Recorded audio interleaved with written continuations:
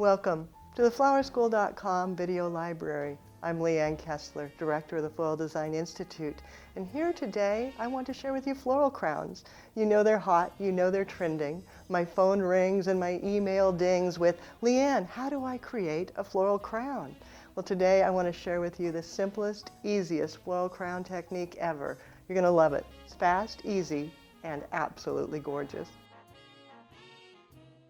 You need just a few things to create the beautiful crown. Of course, roses, whatever color you desire, and then aluminum wire. That becomes the base that supports everything. Underneath that, a bit of faux ivy and faux hydrangea.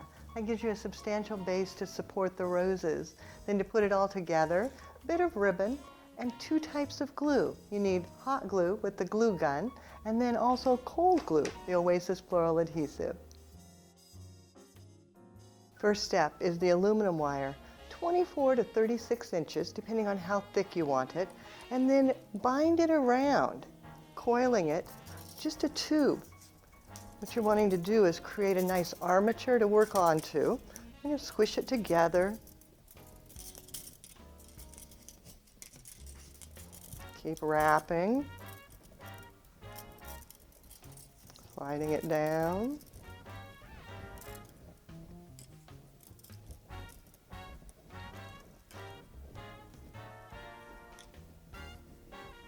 And when you've got it all on, squish it together again, then pull it off. Then this becomes the base. Take the ends and with the jeweler's pliers, tip it in on itself so that there's no chance of scratching. You don't want to do any injury to anyone wearing the crown. Then flex it, pulling it, and just bend it. Kind of contort it so it's not quite so perfect. You don't want it to be too symmetrical. And then you're ready to move on. Pre-cut 2 strands of the ivy to the length that you want them. Then starting at one end, just weave them into the coils of aluminum wire. This will help secure it all together. You get down to the end, tuck it around, wind it. You can use the wire to wind or the ivy, either way. Then reverse, do the opposite side. Same thing, into the coils, winding it. The fuller you want the crown, the more ivy tendrils you'll want to use. Then at the end, again, lock it together, securing it. It's so easy, you can just twist the wire to get it to go where you want. Then using a bit of ribbon,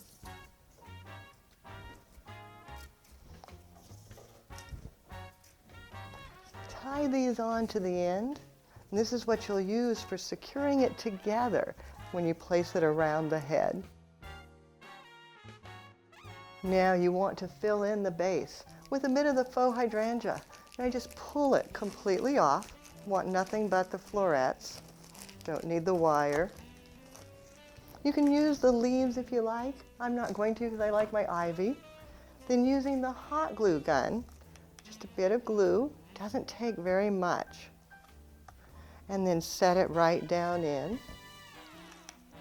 If you've got an area that's not quite as full as another area, make sure and tuck some there so that you have fullness. You can do 2 in the same spot. Get a little more there. And then work your way across. You want to be consistent. It doesn't have to be perfectly symmetrical. In fact, it's better if it's not. But you don't want it to look like all the hydrangeas on one side and then a big gap like right here.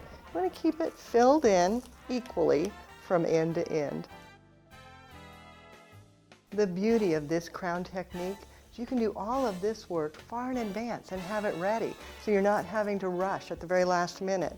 It's very stable, very secure, easy to work with, lightweight, all the things we love. You can mold it. You want it to be a little tighter. That came off, so just remove it.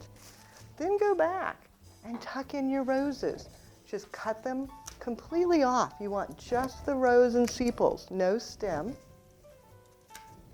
Now you have to switch to your Oasis Floral Adhesive cold glue. You don't want to use the hot glue on your flowers.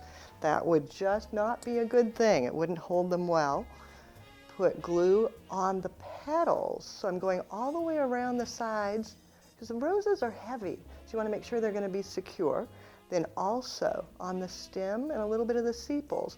Doesn't take a lot of glue, but a bit of glue all over the back so that you have a lot of contact so it'll be secure. Then set that down gently, let it begin to dry. Again, all the petals, all the sepals, and a bit of the stem. And then glue does best if it started to dry just a little bit before you try to insert it.